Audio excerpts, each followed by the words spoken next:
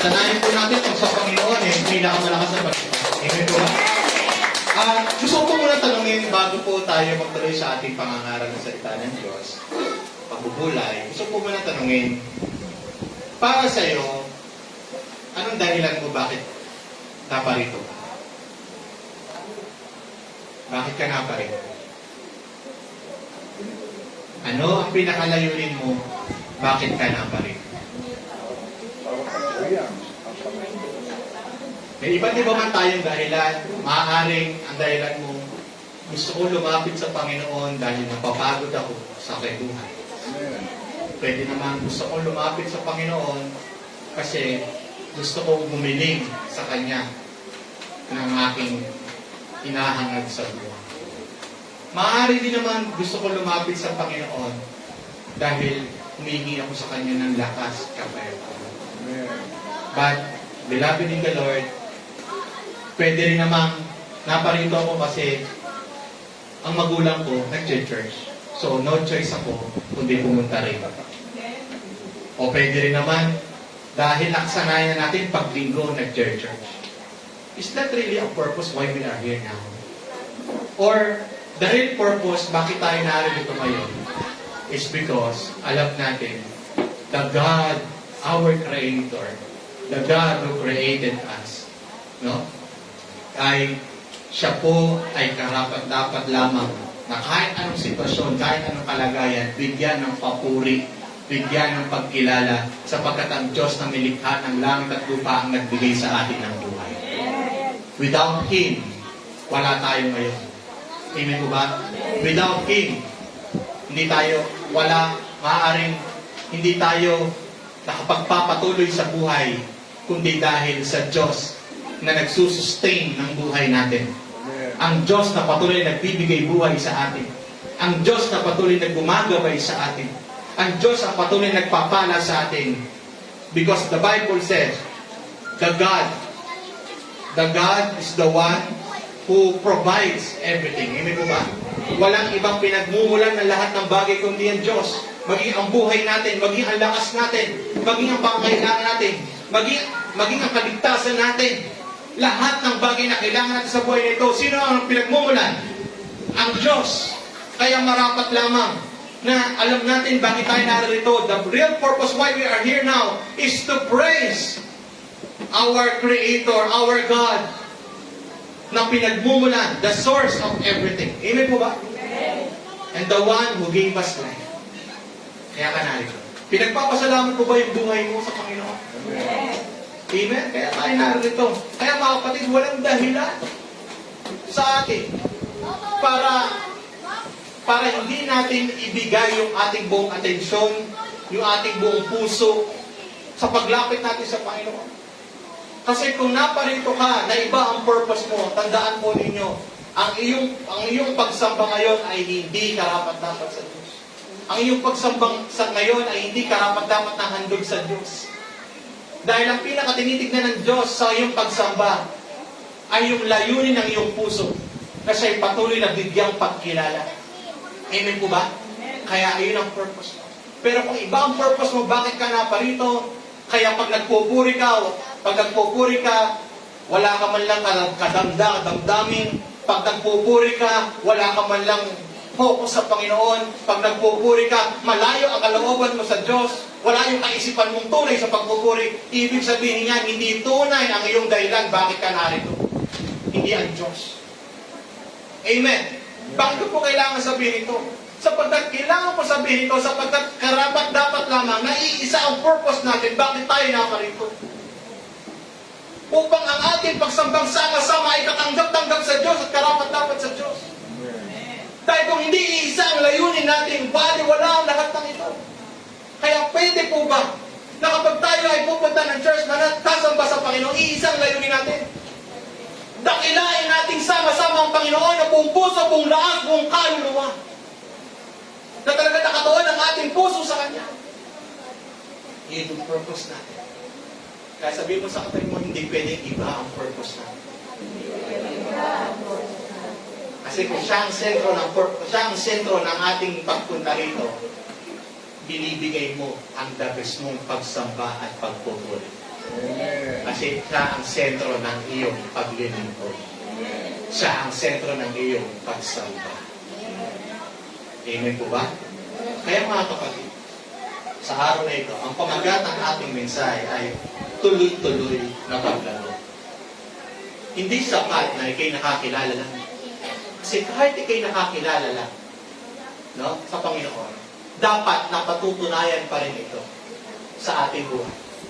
Kung paano tayo kumikilala. Amen po ba? Hindi kasi pwedeng naniniwala lang tayo sa isip na kumikilala tayo sa Diyos. Hindi pwedeng sinasabi lang natin sa ating mga labi na kumikilala tayo sa Diyos. Amen po ba? Pero paano naman ang pagpapatunay sa ating buhay na tayo ay kumikilala sa Diyos? Amen po ba? At sa ating pong pagkilala sa Panginoon, bahagi po yan ang tuloy-tuloy na paglago.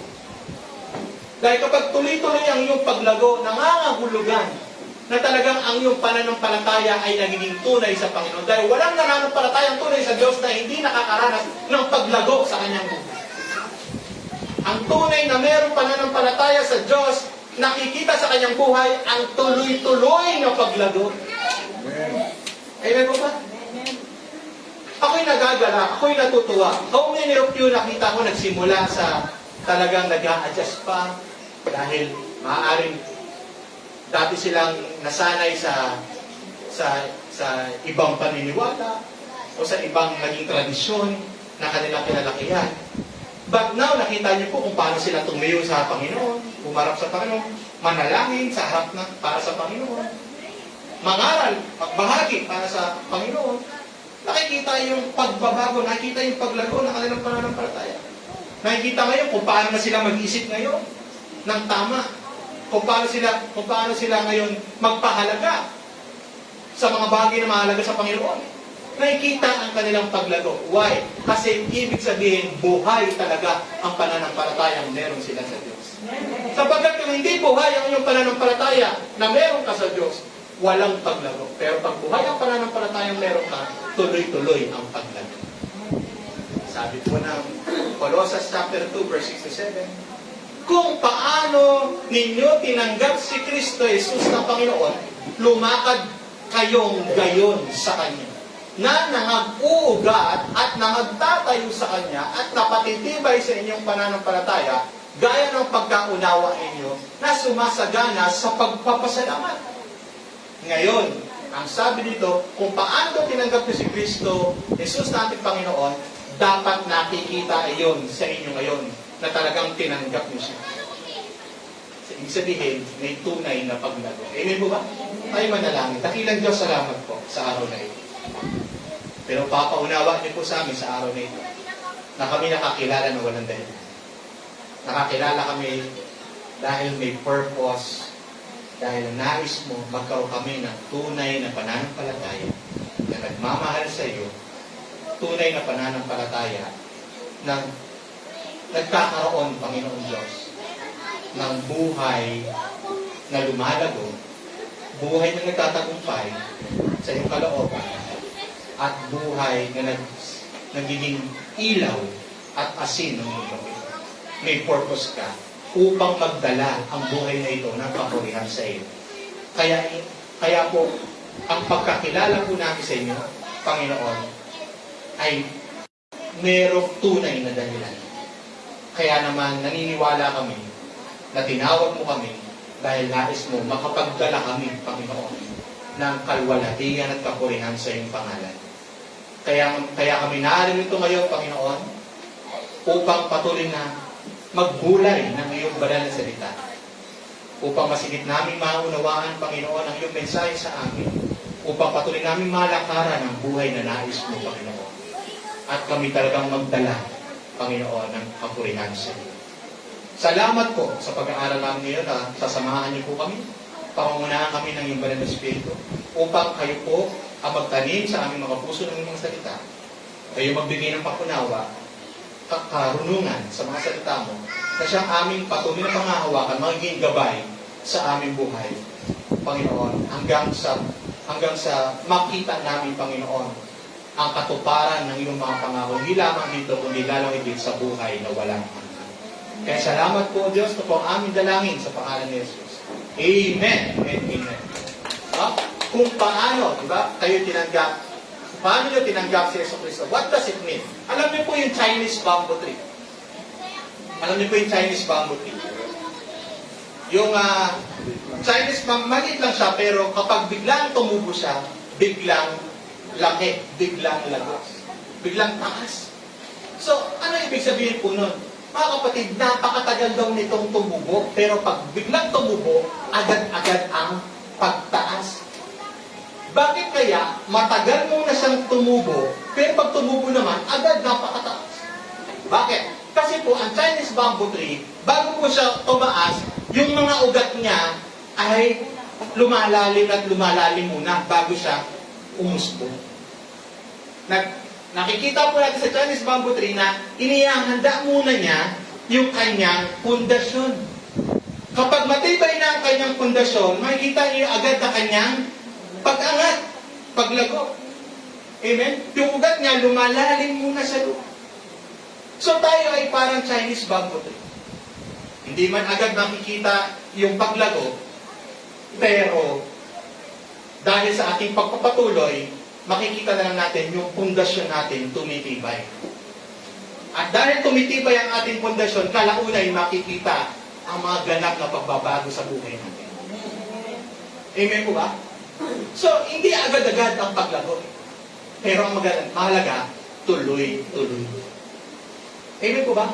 Hanggang sa dumating ang panahon na talagang nakita mo yung ganap na paano ka binago ng Diyos. Kung paano ka talaga pinatatag ng Diyos. Paano ka talaga hinubog ng Diyos. Paano ka talaga tinuruan, tinuwid ng Diyos. Kasi pinalalim ng Diyos ang iyong pundasyon. Amen po ba? Sino po nagnanais dito na makita niya yung ganap na pagbabago sa buhay niya? Amen. Yung maranasan natin yung growth. Maranasan natin yung paglago. Huwag tayo maging katulad ng bonsai na hanggang doon na lang. Kumbaga parang sa baby, saan kayo nakakita, 40 years old pa rin, Mama, baby! Mama, baby! Kung titignan po ninyo, parang hindi magandang tignan. For example, itong pastor nyo, kalaki-laki, parang bonding. Pero pag kumilos, nakatsupon pa rin. Maniniwala ba kayo sa akin? Tama po ba? So parang ganun lang. Ang hirap na para tayong isang bata na dumadagdag ang edad, pero hindi dumadagdag ang hindi nababago o lumalago sa kaisipan. Amen po ba? So parang ganun ang pong Kristiyano. Tayo'y nananampalataya, nagkakaroon ng matibay na pundasyon, at nakikita natin lumalago sa ating pag-iisip, lumalago sa ating buhay. Dahil talagang naging tunay ang ating pananampalataya. Kaya taas na kamay ang gustong tuloy-tuloy ang kanyang paglago sa Panginoon. Parapakan natin ang gusto. Maging katulad ka ng Chinese bamboo tree. So, unang bagay, ang sabi na salita ng Diyos, di ba? Kung paano tinanggap si Kristo Jesus na Panginoon, lumakad kayong gayon sa Kanya. So, ibig sabihin, ang tanong ko sa inyo, paano ba tayo tumanggap kay Jesus? Sa paanong paraan? Sa magitan ng ating pananampalataya. Parang para sa ating Marie. Palakpakan. Purihan Panginoon. Tama.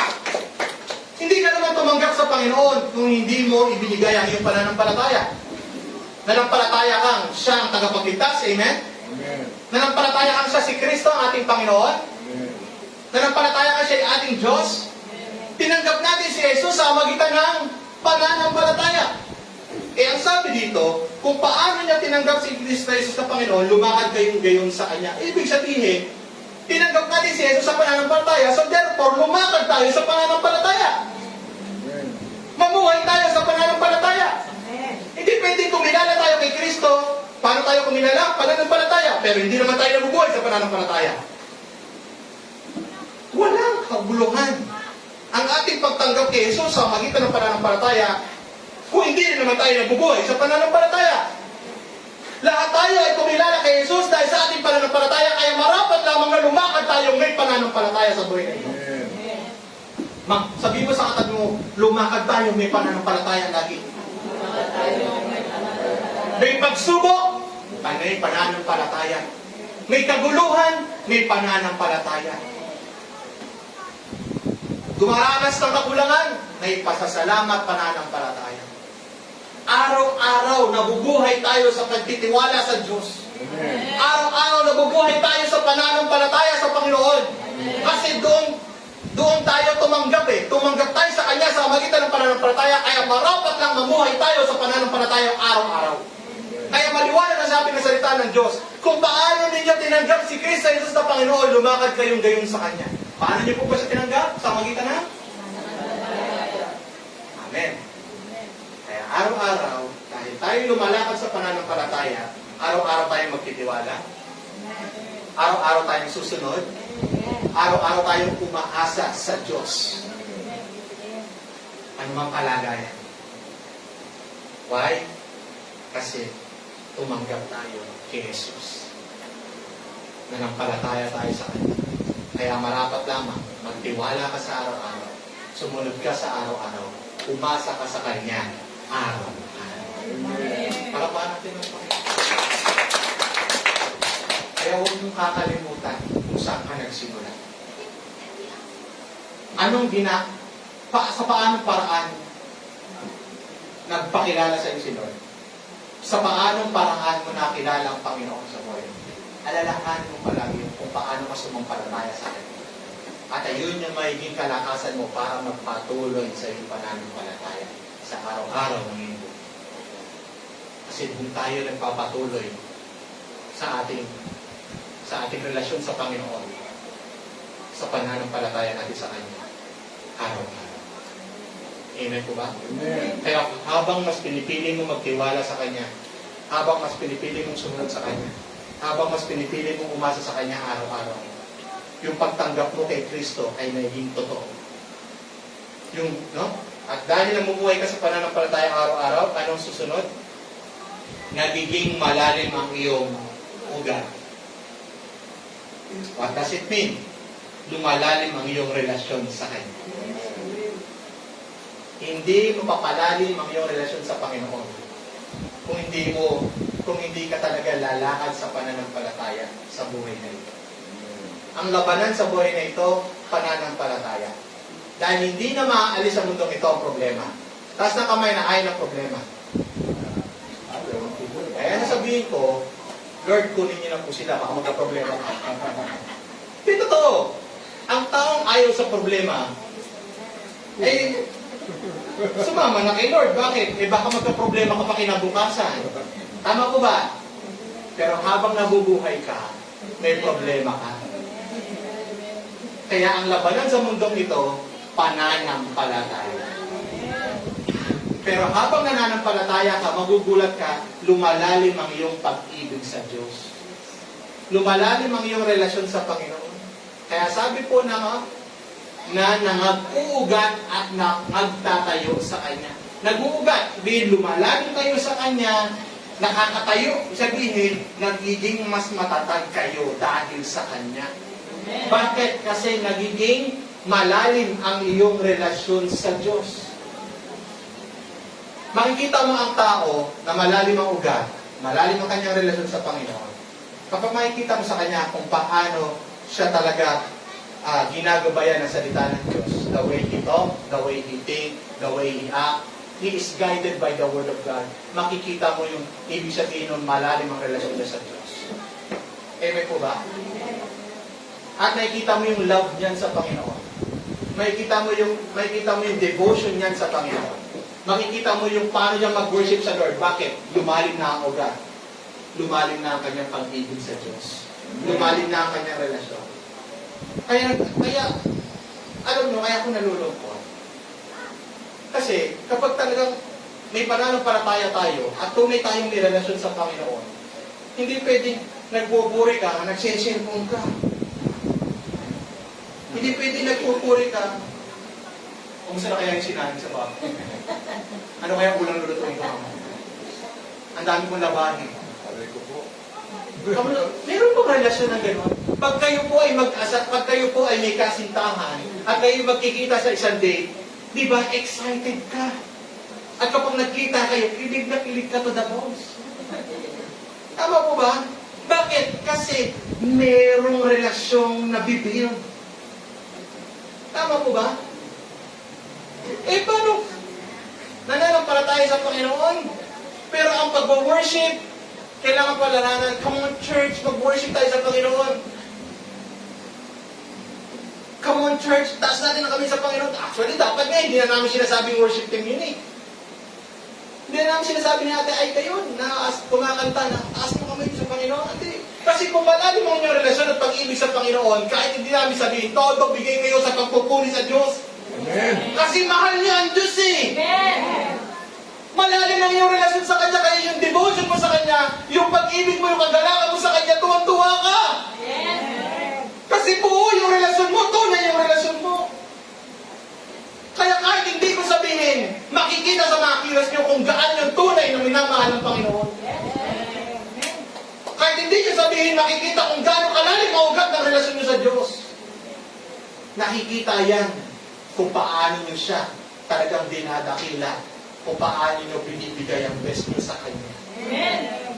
Dahil namubuhay kayo sa Kanya sa pananampalataya araw-araw, nakikita naman sa inyo ang inyong malalim na pag-ibig sa Panginoon.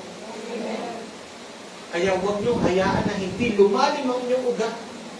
Hindi lumalim ang inyong relasyon. Dapat nag-uugat kayo. At isa pa, hindi lang yung pag-ibig niyo sa Diyos ang lumalalim, hindi lang yung pagpupulit, pagsamba niyo ang lumalalim. Maging sa anumang pagsubok, di ba sabi dito, na nagtatayo kayo sa Kanya. Ibig sabihin, nagiging matatag kayo dahil may Panginoon kayo. Amen. Dumating man kami sa pagsubok na ito, salamat Panginoon, ikaw ang kalakasan ko. Dumating kami sa time magkakapatid na talagang we are in the lowest point of life. Napakahirap mawalan ng nanay. Kamamatay lang ng nanay ko, ilang buwan pa lang. Even mga kapatid natin na masakit din na mawalan ng mahal sa buhay. Pero, bakit nagagawa natin magpuri ng may kasiyahan pa rin sa Panginoon? It's because na-establish na tayo sa Lord. Nakapagtatayo, sabihin, nakakatayo na tayo kahit anong pagsubok dahil ang kalakasan natin, nakatataga natin ng Panginoon. Amen. At doon nakikita yung kanyang relasyon kung paano siya naging matibay at matatag pa rin dahil sa kanyang relasyon sa Panginoon. Amen po ba? Nagiging matatag kami, hindi dahil matatag kami. Nagiging malakas. Maraming, sabi ko po sa inyo, marami pong crying moment gabi-gabi na hindi pinapakita sa asawa. Na lumalayo ako pag alam ko, naiyak ako, nainis ko ang nanay ko. Pero ang sinasabi ko lang, Panginoon, ikaw ang lakas ko, yakapin mo. At agad, bumabalik sa aking musigla. Bakit? Kasi alam ko, ang kalakasan ng katabayan ko, ang Lord. Dahil nasabi ng Panginoon, kailangan kong tumayo para sa Kanya. Na kalakasan ng ating buhay. Na nagbibigay sa atin ng lakas sa araw-araw. Marami kayong pagsubok ngayon, marami kayong pinagdadaanan ngayon. Pero bakit kayo nakakatayo?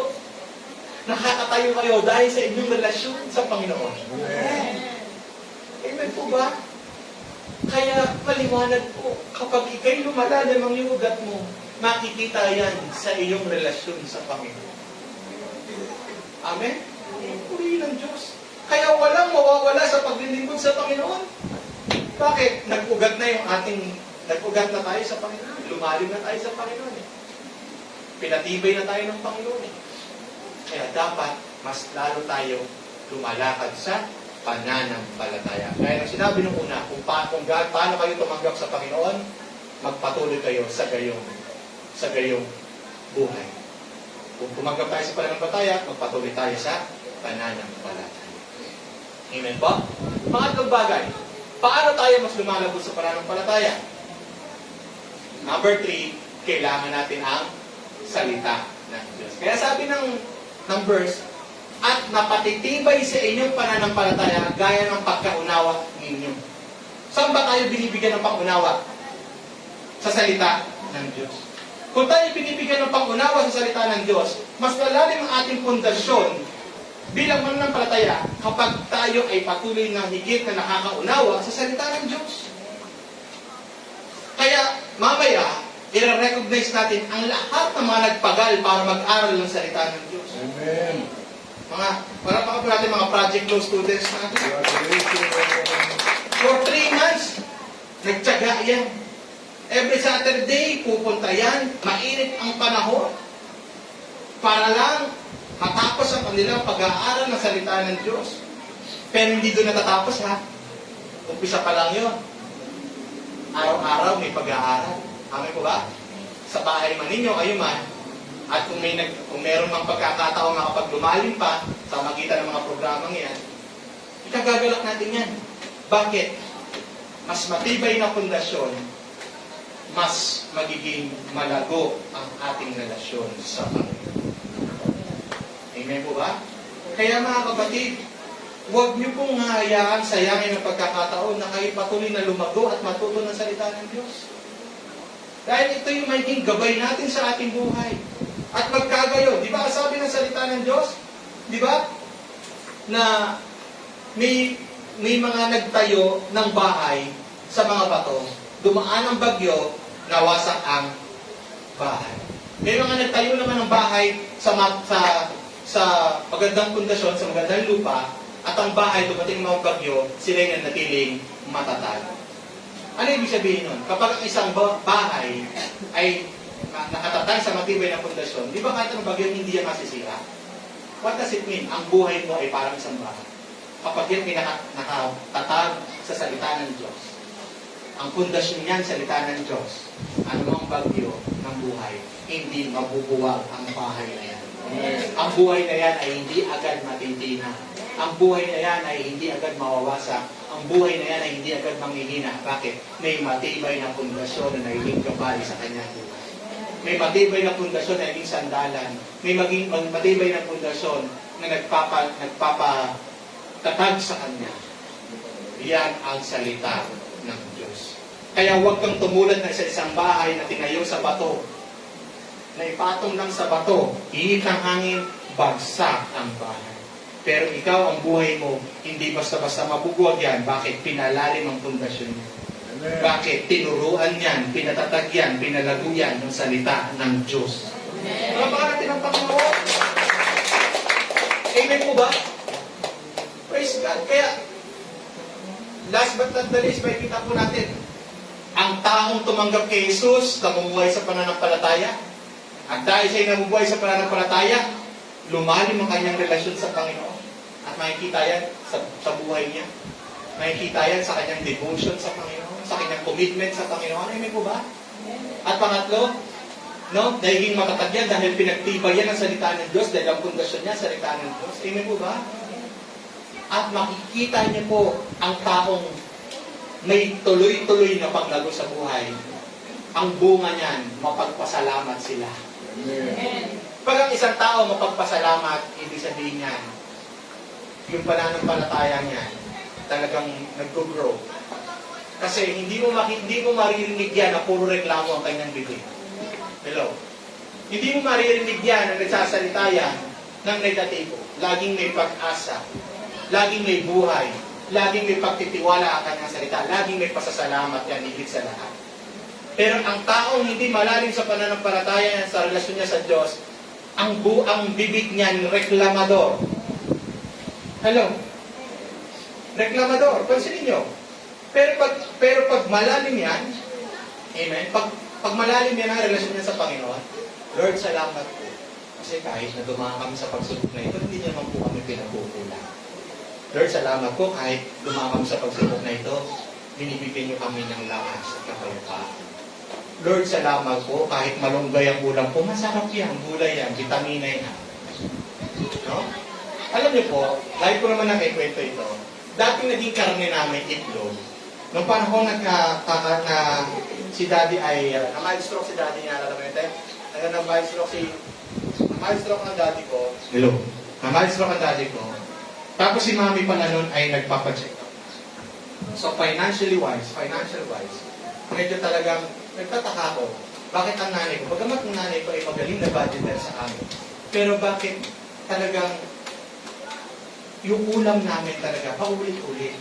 Doon ko na-realize kasi talaga na maaring financially, sinusubo kami. Alam niyo anong karne namin nun? Itlog. Pero, nagpapasalamat pa rin kami. Bakit? Sa umaga, sari-sari ram. Sa tanghali, scramble.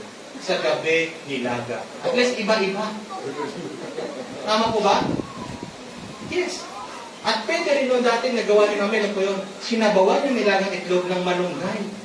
Ginisa, nilagyan ng sabaw. Amen?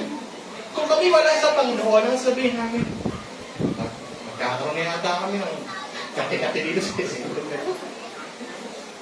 Pero, pinalaki kami ng magulang namin na mapagpasalamat dahil bigay ng Panginoon ang pagkain ito.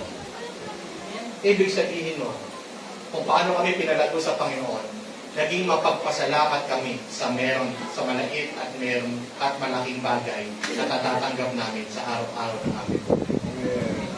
Ibig sabihin niya, in-establish ng aming mga magulang, ang aming faith na maging mapagpasalamat. Kaya ganoon tayo sa Panginoon. Kapag ikay nagkaroon ng relasyon sa Panginoon, mas lumalim ang iyong pananampalataya, ang bibig mo pa rin pasasalamat. Amen po ba? Pero pag puro ka reklamo, check your faith. Baka hindi ka lumalago. Dahil ang tunay na lumalago, nagiging mapagpasalamat. Napaka natin mo. Okay? Yan na sabi ng verse, nang sumasagana sa pagpapasalamat.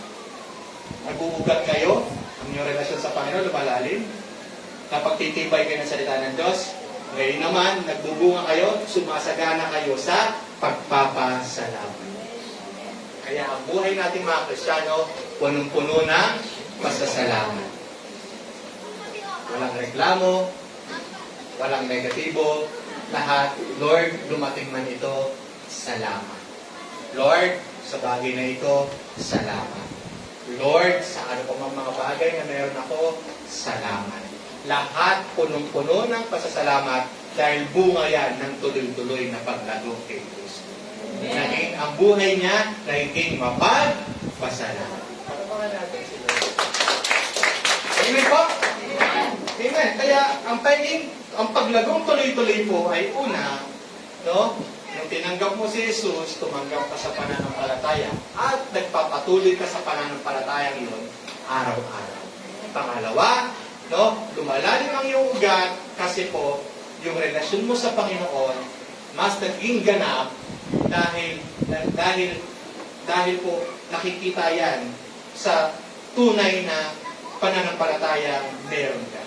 At pangatlo, no, naging matibay ang iyong pundasyon mo sa buhay at mong pagsubok dahil ikaw po ay pinagtitibay ng salita ng Diyos. At dahil doon, ikaw ay nakikitaan ng buhay na puno ng pasasalamat araw-araw sa Diyos. Okay? Kaya panapakan natin ang Panginoon. Salamat po sa Kanya. Patuloy tayong mag-ugat sa Kanya, pagtibayan ng pananampalataya at maging masagana sa pasasalamat. Tayo po ay manalangin. Pinupuri ka namin, Panginoong Diyos. Wala po kami may pagmamalaki. Wala po kami, Panginoon, dahilan upang hindi ka kilalanin at pasalamat. Panginoon, salamat po sapagkat tinatagpo niyo po kami. Kami po ay nakakilala sapagkat binuksan niyo po kami sa pananampalataya. At tinuruan mo kami, Panginoon, na mabuhay kami na pinangungunahan ng pananampalataya palagi. Sa magitan ng patuloy namin pagtitiwala, sa magitan ng patuloy namin pagsunod, sa magitan ng patuloy namin, Panginoon, na pagdepende sa inyo sa lahat ng oras. Dahil sa inyo lamang kami umaasa, Panginoon. Dahil ang pangako mo, Panginoon, ay aming pangahawakan palagi sa aming buhay. Panginoon, pagtibayin mo po kami sa magitan ng iyong makapangyarihang salita. Hayaan niyo po na maging laman ng aming isip ang mga salita mo. Maging laman ng aming mga damdamin ang mga salita mo.